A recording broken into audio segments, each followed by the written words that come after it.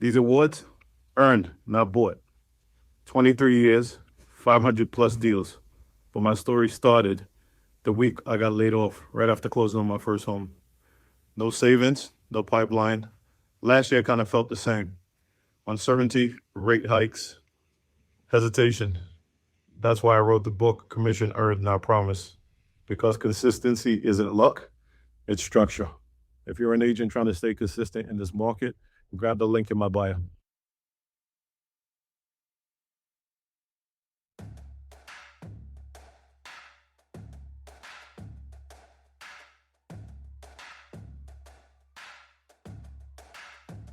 What's going on, guys? We are back with another episode of Real Estate with Sneakers.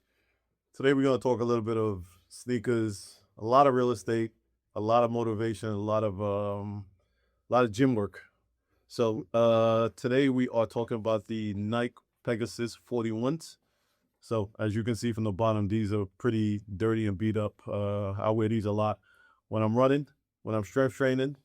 Some days when I'm not in the gym, I'll throw these on and throw on my weight vest, go do a quick 3 miles, 3.5 miles, just to stay fit. Because in this business that we're in, we need to be physically fit and mentally fit. So as you can see from the bottom, you got a lot of cushion on this sneaker, so it's a really good shoe if you're doing a lot of box jumps like I do. Great shoe, very very comfortable. Grab a pair. They come in a bunch of different colors. Like I said, really really comfortable. So we are going to talk about the real estate and the market and what's going on. Son? Yes, so with some rates at the moment for 30-year fix, we're a little bit under 6%. For 15-year, we're a little under 5.5%. So numbers are coming down. Definitely great time to get yourself involved in the market. If you're renting now, as you know, you're not getting anything back in return for that. So, there's never a perfect time to do anything. But there's always a great opportunity as soon as you go over your numbers and speak with somebody at this table that will definitely be able to help you. It's always a great time, if the numbers are right. So Yep. Today, without further ado, we have a gym rat, we have a father, we have a dude that every time I see him is always in a three-piece suit. Every single time that I see him. My guy, and again, him and I were talking about this off camera. We collaborate, folks. It's collaboration over competition. My guy, Matthew Scott. Thank you for joining us, man. Thank you for having me. Yes, appreciate you, For man. having me. Yes, sir. You always in a suit. Are you ever not dressed like you're going to a closing or closing a big deal? Like every time I see you, this is what I see, bro. When I'm going to the gym, I'm in gym clothes. Okay, yeah, true. But outside of that, if it's business, like if it's a business day, it's 9 times out of 10, you're gonna see me like in a suit. Okay. So I stay ready, so I never have to get ready. I never know who I'm gonna meet. Thank you. I like that. I try to tell people that all the time. We gotta stay ready. When we get that call, we gotta. You never know. Yeah. You never know. Yeah. Who is Matthew Scott outside of the suit? Great question. Matthew Scott, outside of the suit, I'm a father, like you mentioned. I'm a businessman. I'm a husband. I'm someone who wants to see people do well. Nice. I'm a person. I'm just about like positivity. I love seeing people win. What? I want to encourage people. I want to inspire people. I want to give back to my community. That's who I am at my core. At my core, I'm just I'm just a man. I'm just a man that wants to do well, and I want to see others do well. Nice. I like it. Question? yeah, I was gonna say for you, how important is presentation and luxury real estate? Presentation is everything. Because part of it is like looking the part too. Yeah. If you come in and you're not well kept, you don't look the part. Sometimes people are not even gonna notice you. Part of it too, like sometimes the way I dress, people they'll say sir. Every time I travel, they'll call me sir. But it's the presentation. It's the way you speak. Right. It's the way you look. Mhm. It's the way you treat other people. Mhm. It's the way you carry yourself. Right. There's a lot of different nuances to presentation. I think sometimes people think it's just about the outfit. Right. It goes bigger than that. Yeah, it goes beyond that. So I was gonna say, do clients decide in the first 10 seconds? Which I know that they do, but if you wanna, elaborate on that a little bit. sure. I think clients can decide it within the first 10 seconds. Like you have the first time to meet a person. Like that first impression is a lasting impression. You have to solidify yourself as the expert, as the person that they need to work with within those first 10 seconds, as Femi just mentioned. Because if you don't, and there's a little bit of uncertainty, then they're going to stop listening or they're going to go elsewhere. And so, yeah, I'm a firm believer in, for like a first impression is a lasting impression. And so, as I mentioned before, I stay ready so I never have to get ready. I love So it. if it's your first time seeing me or who's that guy in the suit, they're going to hear the way that I speak. They're going to hear the way that I treat people. And they, oh, okay, they're going to gravitate to that. So I feel like I have energy that is contagious, that people gravitate to, because it's just a matter of like, that's how I feel. Like I feel good about myself. Right. I want other people to feel good about themselves also. And so I try to just exuberate that type of energy. Nice. I love it. Let's dive into some fitness and discipline. I was gonna ask you if the suit disappeared tomorrow, would the confidence be there? But I already know that. You don't have to tell me. Every time we already know. Why is the gym non-negotiable for you? Great question. The gym is a non-negotiable for me. I get so much from the gym. Like oftentimes, like I'll go to bed at night, like excited about going to the gym. Like just looking for like, I can't wait to go to the gym. Or like last night I went to the gym at like 9:00 at night. Usually I go in the morning, but I was busy yesterday. It's a non-negotiable for me because my health is a non-negotiable for me, right? Showing up for myself is a non-negotiable for me. My mental health is a non-negotiable for me. Just taking care of my body is a non-negotiable for me. And then just the mental clarity that I get, that's my time to myself to where I can put my phone on do not disturb. I listen to my music. I even got into, I used to always listen to hip hop in the gym, but I would say in the past maybe 4 or 5 months, I've got into listening to R&B, like slow 90s R&B. And last night I was listening to Anita Baker. Anita Baker is one of my favorites. I'm gonna dap you up on that, but a lot of my guys, like one of my guys, Jermaine, shouts to Jermaine. He told me that he listened to a lot of R&B. I'm like, but I don't want to think about that girl that broke my heart in the 3rd grade when I'm doing dips. I don't really want to do that. Right. But you gotta let her see what she's missing now. It's like you could have had this.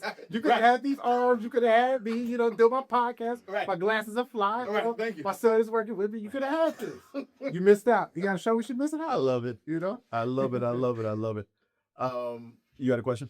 Yeah, I was gonna say, is real estate an athletic business? You feel like 1,000%, 1,000%. And so I think one thing that's helped me be successful in real estate is just bringing the mentality from me playing football. So I used to play football, and it's pretty good. But I bring that same mentality, like being relentless, having a shooter's mentality. Like I was a running back, so I would get hit, you got to get back up, right? And so football, exactly. Then you move on to the next play. Also, being mentally tough from the standpoint of like, maybe I didn't get this one, but I want to get the next one, right? And then another thing is the teamwork aspect of it. Is so understand, like like you mentioned, Femi, is we collaborate. I've always played team sports. I was always an athlete, and so I know how to work with other people, right? Like I want to see you when I want to see people. I'm not upset about anybody getting a deal that I don't get because there's enough to go around. And on top of that too, when I first got into the business and there were people who were making a lot of money, I would celebrate. Oh, man, congratulations on your deal. I wasn't doing those deals where I knew my time was coming. Right. And so I do think that 1,000% sports and real estate go hand in hand. Do you think the fitness also, you think as sharp as your negotiation mindset? 1,000%, because my mental is clear. My mental is crystal clear. I can think. I'm thinking with clarity. Like I feel good about myself too. I feel good about myself. So like I'm not taking anything personal. I can go into a situation. I'm not emotional. I think sometimes when you're not healthy, you don't feel good. It's really hard to exemplify like the confidence or the mental fortitude to really kind of push forward, because all you want to do is just kind of sit around all day. And I think that really working out is great for your physical fitness, but also like your mental fitness. And I think that's one thing people really have to take into consideration. We talk about being physically fit, but you got to be mentally fit too. And part of going to the gym or the way we speak to ourselves is being mentally fit. I'm mentally fit because I speak positive to myself, or like positive affirmations. I tell myself I'm blessed and I'm highly favored. It says it on my Instagram. And so I think that those things are important. I know that it's really important. The time that you have in the gym, or when you're taking a walk, or you're going for a run, like you said, put your phone on do not disturb and just zone out and clear your mind. If you don't do that on a daily basis, it starts to wear you down, because you have so many things that's kind of holding you back from excelling and being the best version of yourself. Exactly. which is why I try to tell people that, you know, the physical aspect, that it's Yeah. non-negotiable. Exactly. I mean, because you kind of think about the work we do, right? Shout out to my guy FJ here, who's just closing a few $1 million deals. We were just talking about on camera. Great work, brother. More to come. Yeah. But it's like when we're the type of work we're dealing with clients, like it's everybody's, like it's their biggest asset. Right. And so like it's like life or death. Right. That's how they feel. And they want everything they want is right now. So there's a lot of demand on us. There's a lot of high expectations. And so we have to be like light. We have to feel like to be able to kind of take on like that energy, but also take on that energy and process it into something else to where like, we don't take it personal. We don't take it into our family. It's our regular life. And so I think to your point, Femi, just going in the gym, sometimes I'm in there, I'm just zoned out. And I'm like, oh, like where did the time go? Yeah. Or what happened? What's up? I was literally just zoned out, just hitting the weights. Yeah. And so Nice. Your physique, is that a result of discipline, or would you say the discipline is driven by fear of falling off? good question. It's definitely a result of discipline.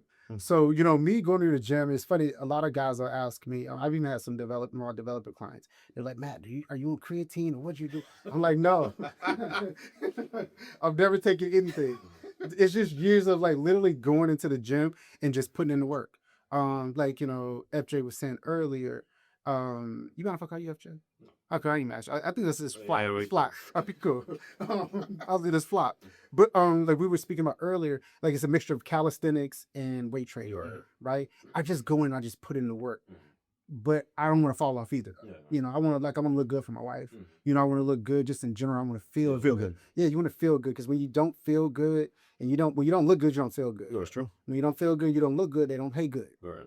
You know, so And you can't entertain good either, or you can't operate good. yeah, you can't. You know, so no, I don't want to fall off, but also it's a lot of discipline. Like I don't drink. Yeah. I don't smoke. I've never been a smoker.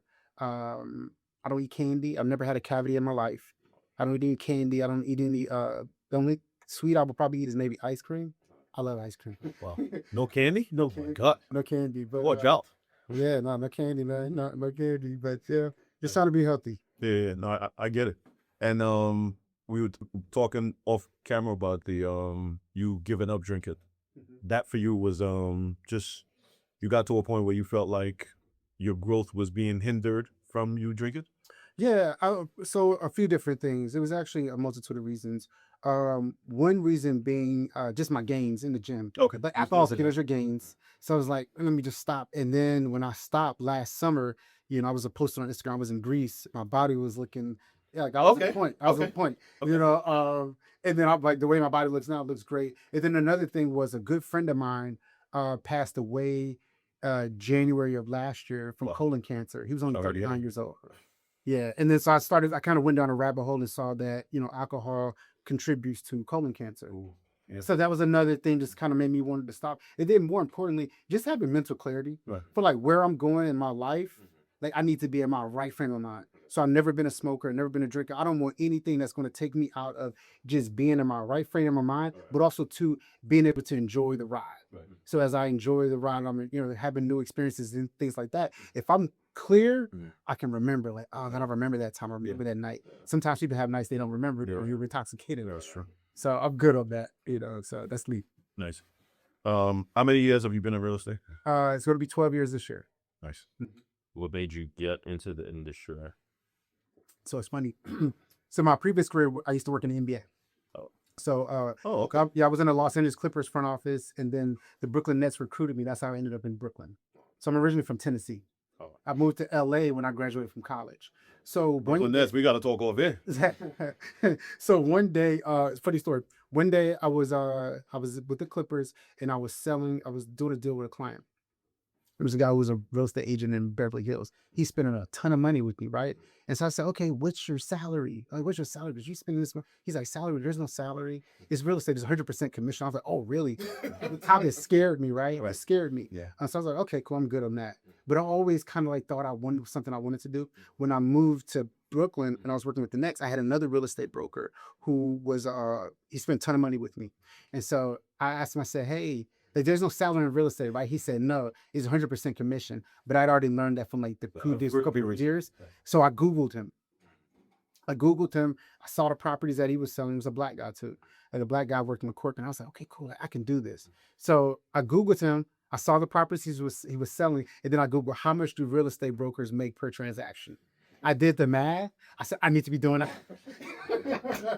I love it. I I've been doing it ever since. I love it. So that, that's how I got into it. Nice. How old were you when you bought your first piece of real estate? Let's see. I was 30. What year are we in right now? We're in 20. 26. I was 30. Hold on. 30, I'm 34. I was 34 years old. Okay. Smooth deal or nightmare? No, smooth. Yeah, it was a yeah. I put it on a good amount of land. It was smooth. Okay. Yeah, no problems. Okay. Yeah, you were lucky. My first deal was me actually buying a house and then getting laid off exactly a week after I closed on the house. Yes. What? He was 3 months old. My daughter was 4. It was a lot going on. My first year, I didn't sell any real estate other than me buying a house and losing my job. Dang. There was a lot going on. And Well, what did you know? Yeah, well, So that's the first. That's the first. 23 years, almost 500 deals later. I'm still here. That's what's up. Thank God. Geez, so what? I mean, what was that like? So you got the babies, you buy the house, you get laid off a week later.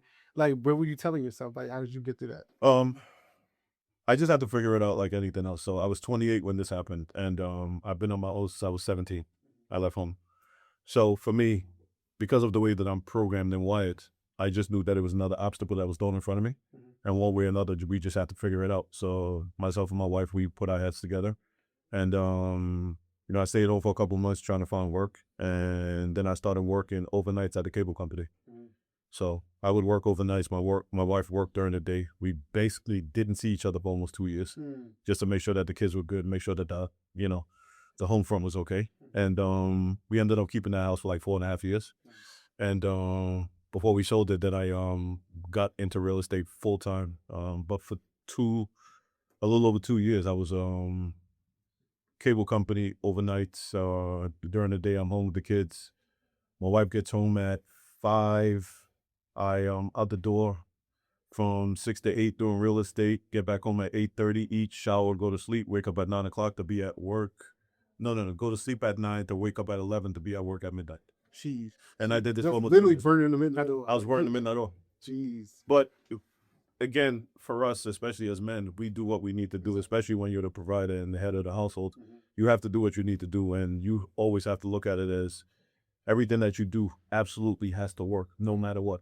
It's just one way or another. You have to figure out a way to make it happen. Yep. So as far as panicking, it's just not really in my DNA. Yeah. I just one way or another, I have to figure it out. I'm the same way. I'm the same. And that's what we did. And That's good stuff. yeah. Throw the kitchen sink at it, man. It's gonna work. One way or another, we're gonna figure it out. I love it. Your first purchase, I know you said it was a smooth deal. What did it teach you while you were going through that process? It actually made me a better broker. Yeah? It made me a better broker Nice. because it helped me understand what buyers go through. What they go through? Yeah, We because it was talking about my that home. Right. Yes, it was a home I live in. So it helped me understand like the emotional component of a broker, of a buyer. I mean, because oftentimes I think there's brokers out. Yeah, I think there's brokers who sell a ton of real estate, but they don't own everything. Yeah. And part of like me owning real estate and buying my first home, it taught me like when I broke the down payment and I seen like that money was the biggest check I ever wrote. Right. And But then- that's the biggest expense you'll make in your whole life. Exactly. But then going through that process too, like the emotional roller coaster of it all, it just made me a better broker because now I can see and understand like how my buyers feel about it. I've been in your shoes. It just made me a better broker. So I can just foresee, with a buyer, like, hey, X, Y, and Z. Yep, I can talk about any and every part of the deal because I literally did it. I've gone through it. Yeah. Yeah. I think you like you said, when you are in the business, and no disrespect to anybody who doesn't own anything, it makes it a little bit difficult for you to convey that message to them if you're not in their shoes or been where they're at. I agree. So 100%. what mistakes did younger Matthew make? In the business? Good question. Let's see. I think one of the mistakes I made was being too green. Yeah. Too green in the industry from a standpoint of like, because I'm a person who's like very genuine. So like I'm very I grew up with Southern hospitality. I was about to say Tennessee then. That's what Yeah. And so my dad always taught me, my mom taught me self-respect and my dad taught me work ethic. And so if I'm genuine about it, if I say I'm going to do something, or if I give you a compliment, I mean it, right? And so when I came into this business, I think some people that I interacted with, I would like, oh, I'll do that. What do you need? And I was genuine about helping people out. But then when it came to a point, where my business started to grow, then they kind of like, well, There was a different shift. yeah, they treated me different. They treated me different. Like, nah, they wanted to like kind of sun me a little bit. Yeah. And I was like, all right, cool. I'm a shine regardless. Yeah. So we got to figure this, we got to figure this thing out. That was one mistake. And then another mistake I would say is that I don't do anymore is giving away free information. I'm big on that. I don't give away free information because the amount of work and the hours that I put into my craft, I cannot give away free information. You got to pay for it because there's people who pay a lot of money for it. One thing is, I remember early on in my career, these one developers that were doing a lot of work in Bed-Stuy, they would always call me in to do these pitches because they knew it was like the neighborhood I started with was Bed-Stuy. And I knew Bed-Stuy like the back of my hand. I still know it like the back of my hand. Nice. And they would always call me in to pitch the property. I would say, yep, your buyer's going to be this. It should be priced here. The market should be like X, Y, and Z. First pitch came in, they didn't give it to me. Cool. Second pitch came in, I came in, they asked me all these questions, didn't give it to me. They gave it to the same, they were giving it to the same broker. And I slowly but surely I realized like these guys are not going to work with me. They just want my information, but they're going to pass it and give it along to somebody to their guy. So then they called me the third time. When they called me the third time, I didn't take that appointment. I was like, hey, look, I came in, I pitched X, Y, and Z with you. I'm the best person for this job. I literally sold a house 4 doors down. You're never going to give me a shot. You want the information that, that I'm So that you can try. We're not doing it doesn't work. Yeah, it doesn't work like that. So that's one thing I don't. I gave away free information early in my career. Nowadays, it's like no shot. So you will see me on Instagram. I do what I do, and I sell what what I'm doing. I'll show people what I'm doing, and you can see the work that I'm doing and know that you need to work with me. But as far as like just kind of giving you that free information like this, the knowledge that I know, We're not doing that. no, sir. Yeah. I think people overlook that a lot too. All your hard work and expertise and all the years and everything you put in. Everybody thinks, free consultation or let me just run your time and you do free paperwork and do all this stuff. It's happened to a bunch of this. It's like, No deal. But you said, Femi, so you've been in the year for 24 years. I mean, been in the business for 24 years, right? 24 years is a long time to be doing anything, right? But 24 years in real estate, the amount of knowledge that this man has, he's seen different markets. Thank you. You've seen different interest rates. You've seen you've seen it, right? Like if somebody wants to work with you, they need to work with you exclusively. But more importantly, you gotta pay for it. Like it's like with anything, you can't go to a doctor, and they're gonna see you for free, or or work with an attorney, they're gonna see you for free. You went to Johnny Cochran because Johnny Cochran was the best. And he had the experience, and you paid Johnny Cochran's price. You can't go to Finney and with his 24 years of experience and think that you can just get something for free. And another thing is too, is sometimes you see the people that they want. When we talk about commissions and all that stuff, it's like they want your maximum effort. For low commission, for like little price, like that don't even add up. It doesn't even add up. Like, what are we talking about? So I'm big on that. I love it. Like this is not the only industry, but like if you think about it, like yourself for a second, you go to the doctor, you go to the attorney, they tell you what the retainer is or however much you have to pay with a straight face, or you go down the door, or whatever the case is. If people want to negotiate about your knowledge and all the time you put in and everything, I'm gonna negotiate commissions, man. Like, I've been in those situations. I was literally just speaking to somebody on my team 2 days ago because we were negotiating commissions with one of his clients. But I was like, the money conversation. I think there's so many like new agents or just agents in particular that are uncomfortable having money. They're having I love having the money conversation. Well, it's either being uncomfortable or just dropping their pants. Yeah, exactly. But it's a conversation. Let's have a conversation. Yeah. Because at the end of the day, I'm gonna tell you one thing I learned in this business. One thing I know: if the money ain't, I'm gonna just excuse my language. If the money ain't right, ain't nothing right. Right? It's not, because if you're working for less, you start feeling that resentment towards the client. That's not a good feeling. It's not a good feeling. It's not a good I'm not gonna be at my best trying to do. Because sometimes those clients, they want the most from you. Like, every single time. It ends up being a headache for the most part. Yeah, that's always about the most, So I've told people, I'm like, hey, so nowadays, if we're not aligned, I put on my social media a couple months ago. It was on my stories, but I was saying how I went and met with these group of sellers. And I say, hey, this is the price should be, this is my commission, so on and so forth, right? And I'm like, oh, great, this is great, okay, we love it. Then they came back to me, they were like, well, Matthew, we want you to sell the property at 4%. And I was like, hey guys, look, Respectfully. yeah, I was like, thank you so much for the nice respect. I was like, thank you so much for considering me for your listing. Unfortunately, we're not aligned on the price or the commission, so I don't think we're going to be a great fit. Right. But I wish you all well. If anything changes, feel free to Thank you. reach back out. Cool, Yeah. and let it go. And went on to working with people who wanted to. And then he called me 2 weeks later. I was like, Matthew, we're sorry about that. Like, I love we realize you're worth the full price. Da, da, da. And then guess what? Their property's in contract. Go over the asking price, and we're good money. But we'll close out in a couple of weeks. That's what it's all about. Quality cost, folks. You get what you pay for. You get what you pay for. Every single time. Every single time. Do you think the business is harder now or is just different? I think the business is hard. It's hard. It is. It's harder now. Because I think the days of, like, when I first came into business, you would see sometimes people, like, you could have what's called office duty, and people would just walk into the office, and then you had that. But nowadays, I feel like our industry is so saturated. It is. It's so saturated. But one thing I always believe is that the cream of the crop will rise to the top. Yeah. So it's one of those things that, like, there's people when I came into the business that I ran laps around them. I ran laps around them because, like, I believe in the foundation that we built.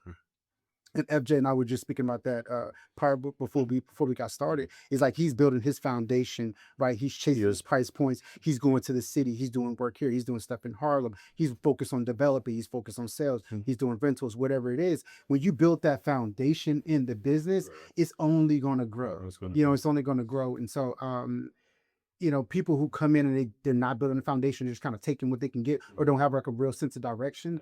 It's tough. But this business will chew you up. It's spit you out real quick. Yeah. So it looks easy, but people think Well, that's what it is. They think it's easy. And because of everything that you see on social media and some of the stuff you watch on TV, it's like you're under the impression that you show somebody 3 houses, they buy one. I'm like, I've been doing this 23, almost 24 years. That might have happened to me 5 times, maybe a handful. But what do you think if you get a nice suit, you'll get your nice purse, get some red bottom heels, you just start making money. It's like it doesn't work like that. It doesn't work like that, Or another thing too, and I've had this conversation with several new agents. What do you think that if you go on Instagram and you say, hey, my name is Matthew Scott, I sell real estate. If you're looking to buy, sell, or rent, call me. Like, what? Yeah. Opens the floodgates. My DM is going to be crazy. Everyone's coming like, I gotta get ready. I gotta get ready. It's like, no, it just doesn't work like that. You have to give people a reason to want to work with you. And then when they work with you, you got to give them a reason to be loyal and to stay with you. So. Sure. You have a question? Yeah, I was going to say, what mistakes do you feel like agents are making the most of today? Let's see, agents today. You know why it's a tough question? It's a tough question because anybody who really knows me, man, FJ, bro, I'm so locked in on what I do. Yeah. I literally don't watch and I don't look and see what Eddie Brooke doing. Man, I'm like locked in. Like sometimes there's big real estate news that happened about some like some stuff that was in Real Deal. I found out about something that it was a big deal. I don't want to talk about it on camera. But some top brokers that got in trouble. And it was in a Real Deal. And it happened. I found out about like 4 months later. And it'd be like, you don't know? I was like, no. I'm literally locked in my own world. I'm in my own world. I think the one thing though is just not, the biggest mistake could be is like, I got it. Is not mastering their craft. Not putting in the work and mastering their craft. Femi, I know that you can say because you've been there for 24 years. So you look at all the knowledge you've learned over 24 years and your approach, what you brought into the business. Like some of the newer agents that come in, it's like they just want to shoot straight to the top immediately without like. You got to babysit them and stop trying to cut it. Stop trying to cut a corner. Exactly. Everybody's trying to cut corners. Everybody, and they don't know, and people don't know enough. Like just like take time to like really learn the craft, because the one thing is if you have the knowledge and the expertise, the money will come up. Every single time. They're gonna want to work with you, and they can't take that away from you. Right. So. Great answer. If you started from zero, in NYC tomorrow, what is your first move?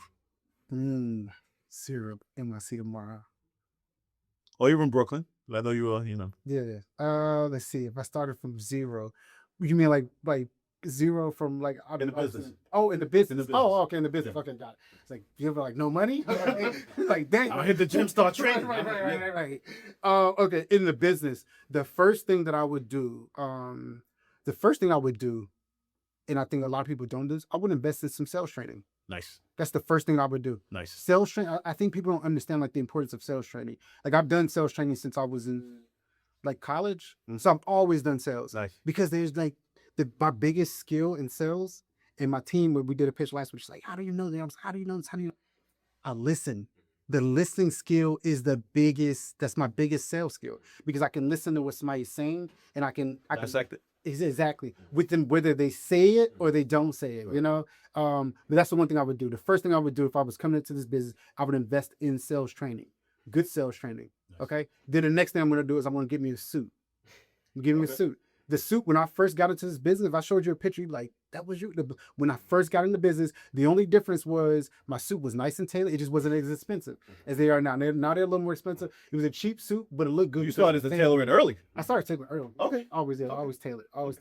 But that's what I would do. I would do that. I love it. And then the number third thing I would do is I would pick a neighborhood. Oftentimes, I remember when I first got into the business, and someone was like, a mentor was like, "Hey, what do you want to sell?" And I was like, "I want to sell here." He's like, "No. You pick one neighborhood, Master. you master that, and then you move out." The best advice I ever got. I picked one neighborhood, Bed-Stuy. From there, expanded. I've sold in every neighborhood, every I borough. love it. Like, so that's what I would do. That's some great advice. What is it like working at Sirhan? I like working at Sirhan. Yeah? Nice. The one thing I do like about Sirhan compared to some of the other firms, and I always say like this analogy. I felt like when I was at some of the other firms, it's like they're like, "Hey, this is the box. Do whatever you want to do, but stay inside of this box." Yeah. And then Sirhan is like, create your box, create your square, create your circle. I love it. Whatever. I have carte blanche at Sirhan. They let me rock and roll. I've had great numbers the whole entire time that I've been there. Nice. Because like the thing, like you mentioned earlier, Femi, we're gonna figure it out. I'm self-motivated. I don't need you to come and put a battery in my back. I love I it. charge my battery every night. I'm Thank good to you. go. I'm ready to roll. Right. And so with that, it's like, just give me some marketing stuff, some stuff that I need, and let me go. You don't want me to succeed more than I want myself to succeed. Trust me. If your expectations of me are here, my expectations for myself are here. I love it. And so they do a really good job of like supporting me, but also kind of like staying out of the way and letting me rock and roll. Nice. Which is what you need at a company. 1,000%. You think brand matters now more than ever? Yeah, I think brand matters, but more importantly, I think personal brand. Personal brand. Yes. Personal brand matters. Your personal brand to me matters more than the brokerage, because you can be a crappy broker at a great brand, or you be a crappy broker at a small brand. Because people oftentimes, you know what? I've done deals with people, they didn't even know what firm I worked at. They didn't even know the firm. All they knew is they were working with me. And I've had deals. I had clients when I switched from like, Matt, just so you know, wherever you go, we're going. We're going down. Because it's like, it's you. It's you. It's you. And your personal brand is what's going to make people gravitate to you. And so it's funny when I like assess my Instagram, I noticed I have people from like my hometown, from college, from when I lived in LA, people from when I was in the NBA industry, people from real estate, people that I meet when I travel, people that bond over travel, people that we bond over working out, right? And so if I have a personal brand that has those few different things, that's how we pull people. I've done business with people from every walk of life. And so I think your personal brand is something that's imperative that you must establish. Like, who are you? If somebody looks at you, if you're marketing yourself on Instagram, if somebody looks at you, they need to know, like, who are you? Right. Like, what do you like? When I look at Femi, you look at Femi's Instagram, I know he sells real estate. I know he likes to get fly. You can tell he loves sneakers. Like, there's little things you can tell that you care about your family. Thank you. There's things that you can see when somebody comes to your page or they find you on the internet. They should be able to find out about you within like the first like 5 minutes of researching you. Sure. And so your personal brand is imperative. I know you're really big on that, because I remember there was an event that I did last year with Curtis. I don't know if you remember. I remember. And this was this was summertime. So almost a year ago. And you mentioned the same thing, because there were a lot of people, we all, three or four of us was on a panel, and everybody started asking questions. And I remember you standing up and mentioning this same exact thing. I don't know if you remember. I think about the brand. Yeah. Yeah, because I remember it was a lady who was saying something about she's like she puts a video online or something she couldn't sell. It was something like that, right? But the one thing was like, does your personality, does your brand, who you are, does it attract people, or does it make people scare 'em away. Yeah. People understand, man. Like just in life, be a nice person. Like just be kind, be nice, be considerate. Like, and that's gonna make people want to. It's gonna draw people, draw people to you. So Nice.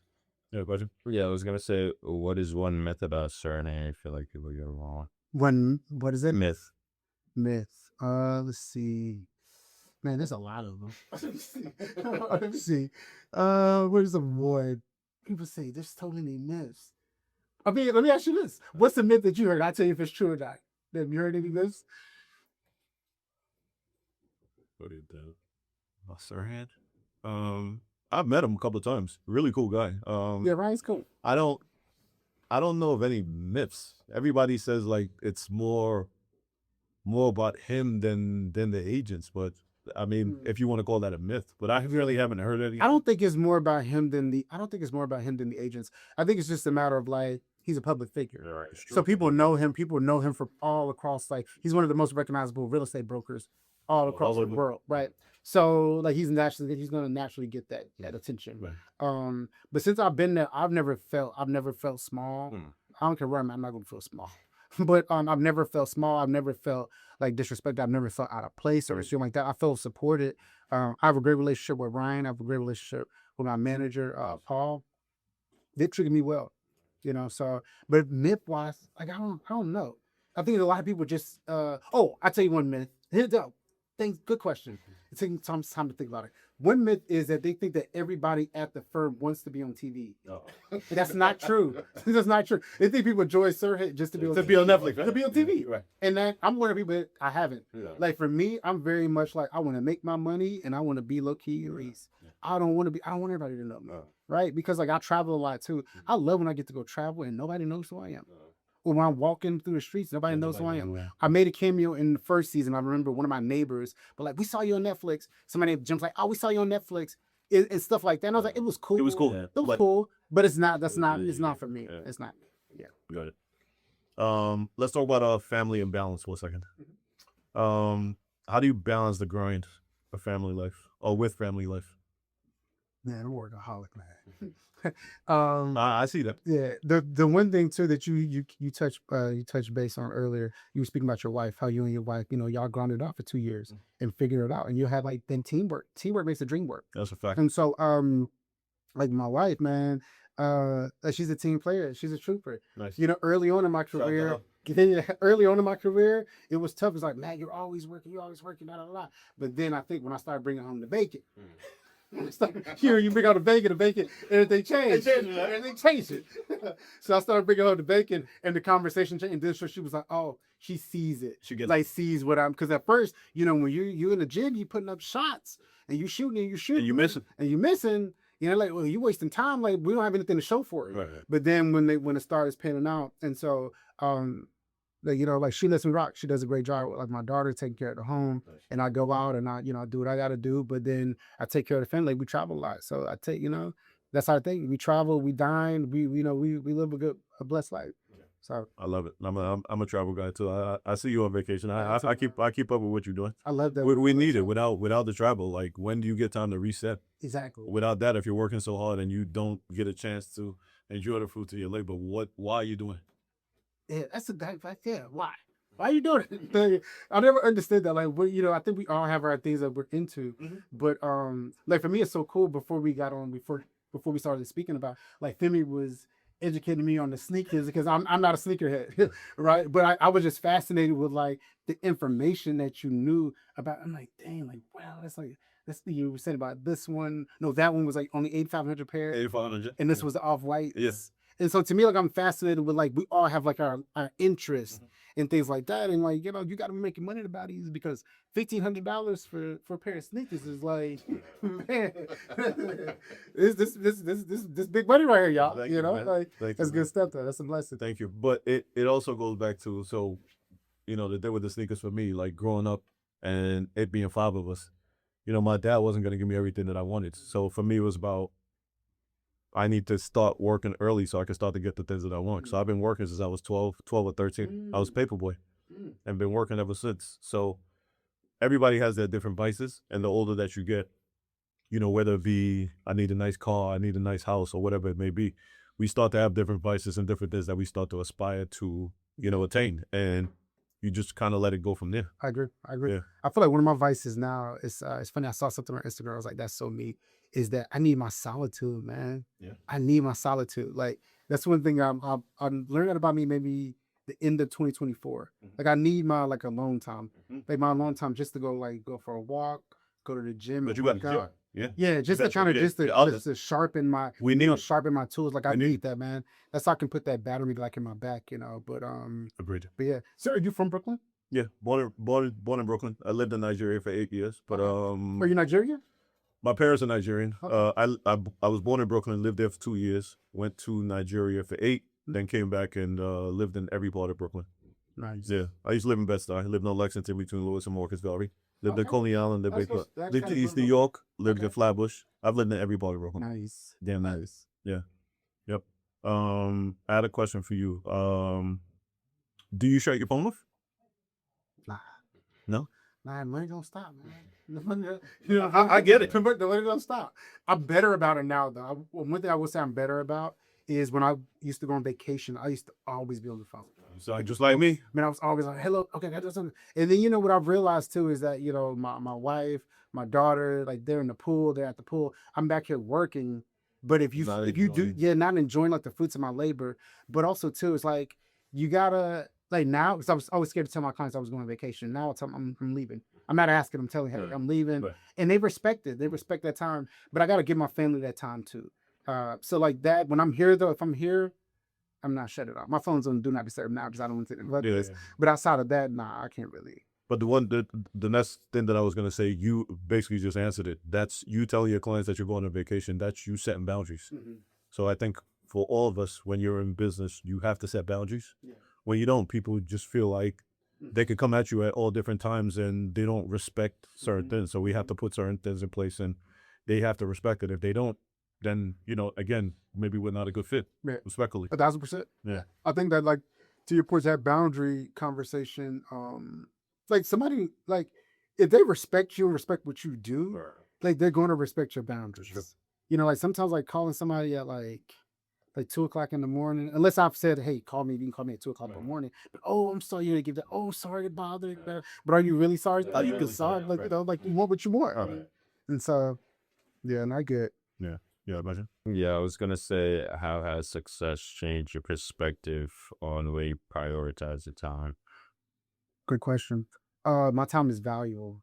My time is valuable. I'm very conscious of where I put my time, and so I'm conscious of a few things. That was a really good question, FJ.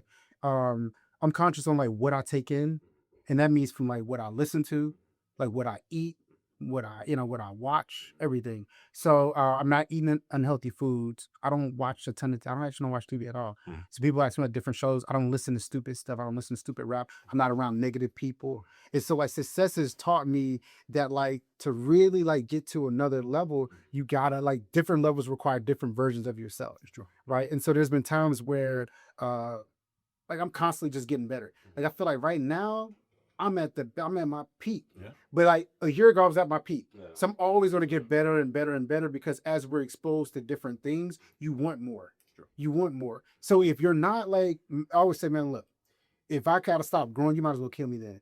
I might as well just die then because like I want to grow, like I want to be better and better and better. You know, it's like you and I having a conversation earlier when you said, you know, you just got in the industry 4 years ago.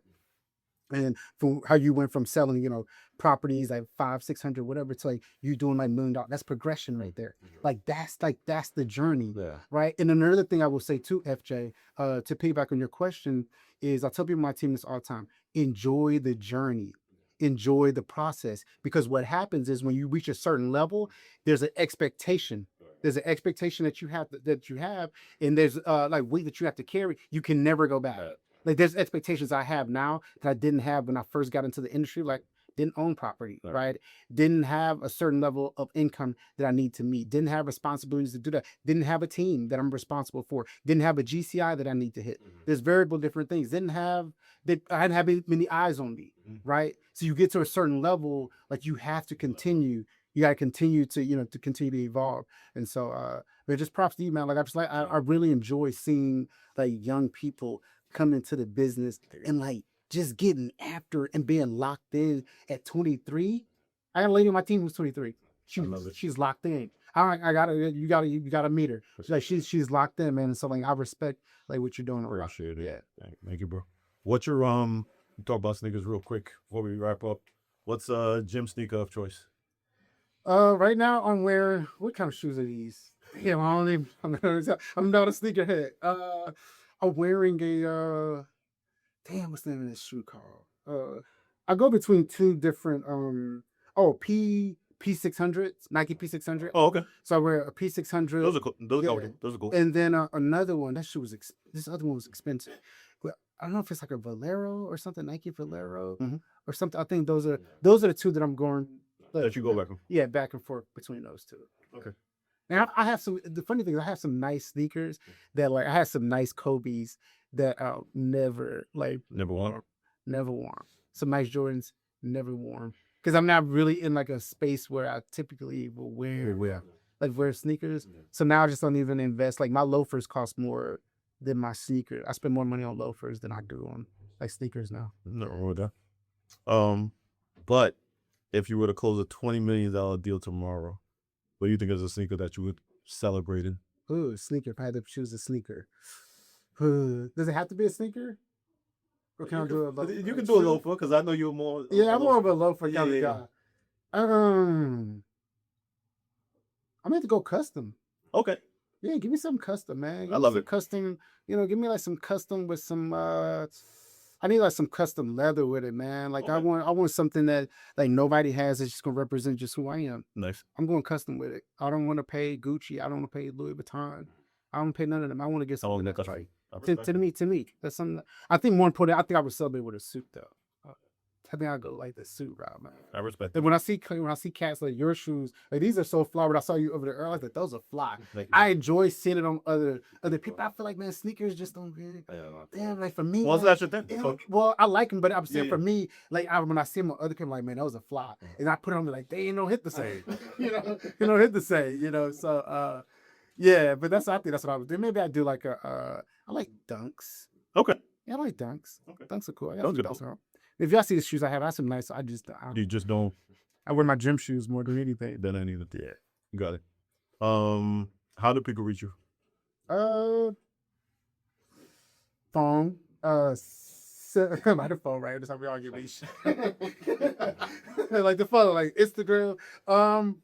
People reach me. A lot of people reach out to me via Instagram. A lot of people reach out. Like my DMs are always full. Nice. And then like text messages. Okay. Text calls. I'm not hard to. I'm not hard to find. Like you Google me, you're gonna be able to get in contact with me some kind of way. Yeah. And if as long as your energy is right, the energy is right, man. Like that's like We're aligned, yeah. when we first met, Femi, like energy was like you were doing the you were doing the panel. I was on the Yeah, panel. you was on a panel, and I remember sitting there, and I was like, I like him Thank because you. the way like your answers, the answers that you gave, you could tell your answers were coming from a place of experience, Thank you. and you were sincere, Thank you. right? And that's two things that's how you reel people in. It's like I didn't know you, you didn't know me, Right. and then we were up there chatting for we dapped up. I listened, we chatted for. I was like, yeah, it's good energy. We started following each other on Instagram, Thank and then ever since, like I see you doing well, you see me doing well. I mean, Thank you, bro. great work, bro. Like it's an Every energy time thing. you Yeah. see it, you get it from me all the time. Exactly, it's Yeah. an energy thing, Yeah. So It's energy and respect, bro. Mhm. That's what our business is built off of, and from there it can progress into anything. anything. But I think that respect piece is like, like just respect people. 100%. One thing I don't do, I don't disrespect anybody because I don't want anybody to disrespect. Just respect her. I think it's that simple. It really just like be cool with like celebrating others and being a part of what like other people are, are doing Mhm. and like to me like this is just so cool because and I appreciate you invited me. Like I really appreciate you guys like having me and inviting me Thank you. because quite frankly, like, you don't have to. For you guys to see something in me or like, hey, like come down to like what we're doing. I appreciate you guys like letting me be a part of it. I respect that. I appreciate that. No, so I ain't sharp as I am, bro. And the respect is always gonna be there. And like you said, you meet people when the energy is there, we can connect and we can collaborate and we can do whatever. For me, it's people will look at me and some can say that I'm the most unapproachable person in the world. But for me, what or what? Why didn't you some say- people say that, yeah. They'll say you look very unapproachable. I'm like, I don't know why. When you approach me, you find out like I'm an April Fool's baby. Like I love to have fun and joke around. But for me, I'm a straight shooter. That's just who I am. So if you want to come at me with the nonsense, understand it's not gonna go very far. I think too, you're a man of stature. And sometimes I think when people see a man who takes care of their business or a man who's not playing games, you're a man of stature, you're locked in, they fear that. Especially if you're a black man doing that too. Sure. Like, the people fear that. It's one thing you said, this was like months ago, Femi, on social media, you were talking about, you made a post about like brokers reaching out, not saying like hello, saying who. And you respond. And I was like, bro, I hate when people do that. I'm not good with that. Like, don't just shoot. Sometimes people reach out, hey, Matthew, is so available? Or, hey, Matthew, or just reach out with a question. Who are you? Who are you? Like, that's just common decency. Like, who are you? Like, how can I help you? Right. Whatever. If you don't want to say the pleasantries, all right, whatever. But like, who is it? And I think that because that's the way we carry ourselves. And so like you said, I'm a straight shooter too. It's no nonsense. And I think sometimes people have to get comfortable being a straight shooter. Just tell the truth. The thing I love about telling the truth and being a straight shooter is that for me, my yays are my yays and my nays are my nays. You never got to worry about what I'm thinking or how I feel. I'm just gonna say it like there's nothing to it. It is what it is. Like, cool. Yeah. We make it happen when we can. That's it. I was gonna ask you one final question. I was gonna ask, what does the next 5 years of real estate look like for you? For me, good question. Okay, let's see. Price point definitely higher, like higher price points. We're going higher price points. We're owning more property. I'm helping. This is gonna be the most important thing for me for the next 5 years of real estate. The most important thing for me is going to be having the people around me, people on my team, or anybody that I mentor, like having them. I need them making at least over $300,000 a year. I need that, and I'm going to help them do that. Like that right there, because I'm gonna be good. I'm gonna be good because I know I'm locked up. But like, I need those. Like, that's what the next 5 years is for me. Like, helping people get to financial freedom in this business to where like they can go travel, they can do what they want to do, make the moves they want to make, and then more importantly, just being mentally free of like the opinions of other people. Like I talk to my daughter about that all the time. I talk to my wife, talk to my team, everybody around me, like being financially free, but also too being free from the opinions of other people. Oh man, for me, I know you're free, but I can tell. Right, but it's liberating.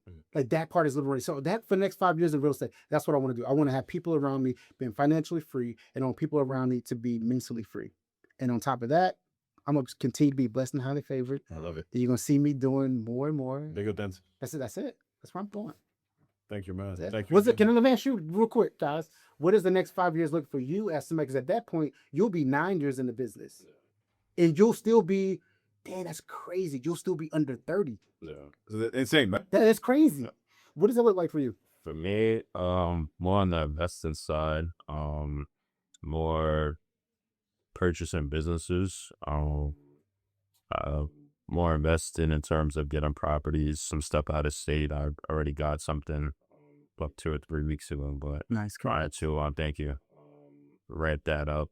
And also kind of being more strict on my boundaries in terms of like some of the stuff I allow for selling and buying, just some of the non-negotiables, and just letting that kind of be a luxury. Like I don't have to do that, like all my other investment stuff and passive income, I could be good off of that, but, just helping people sell and buy, I'm really just doing whoever, working with whoever I'm really pleased to or whenever I really want to. And I'm not forced to really have to get up and Be really do all That's what you use your business to, being selective, because sometimes you can work with a client and people see you working with that client and like, he works with, so that's a really good. So I think something that could help younger ages too. Like, you said like some of the mistakes that you made earlier. Right. Like, what would you say is like one of the biggest lessons you've learned as a person who came in the business?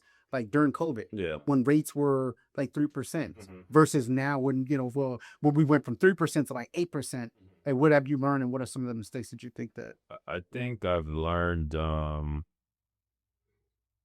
just having a real value proposition, really understanding what I'm doing, being knowledgeable, and just being, thankfully having a great mentor, but being transparent with people, honestly.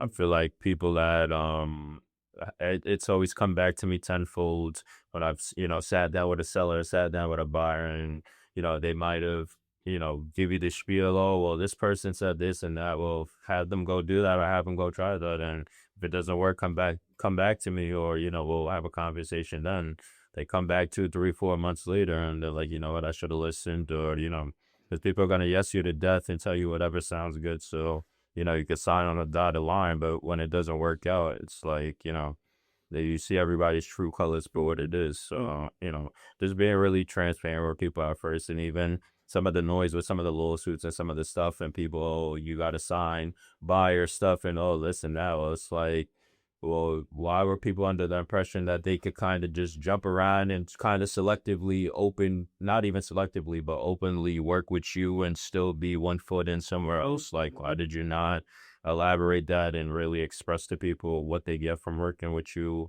why they benefit from working with you opposed to just working on their own? So I think really understanding my value proposition and that, and just really being more transparent with people and upfront with people. So That's awesome, man. I think especially from like an agent that's been in the business for 4 years, like these things that you're mentioning, like there's people that's been in the business for a long time and still like Still don't get it. looking, still don't get it. Like, man, you're going far. Like, you are going far in this business if you have a great mentor, right? But you can tell because like where you're at is advanced. Like, your mental is advanced, man. So like, man, keep doing that, brother. I can't wait to see what you do in 5 years. Y'all 30 under 30 coming up. 30 under 30, under exactly. 30. Yeah. That's good stuff. Yeah, I got 40 under 40. I got it a few days before I hit There it. we go. Before I got There that you caught go. off, I hit it. That's It what's was up. one of my goals, That's and good. I hit that, and I was That's a blessing. very proud of that. That's good stuff. But thank you again, bro, for sitting down with us. We appreciate you. We appreciate your time. We appreciate your energy. It's nothing but respect, and whatever you need from us, we're here for it. If you guys are looking to buy, sell, or invest in real estate, 516-218-1605. Femi the Agent on all socials. Son? Femi the Realtor on Instagram, 516-662-6824. Thank you very much, folks. Have a great day and stay safe.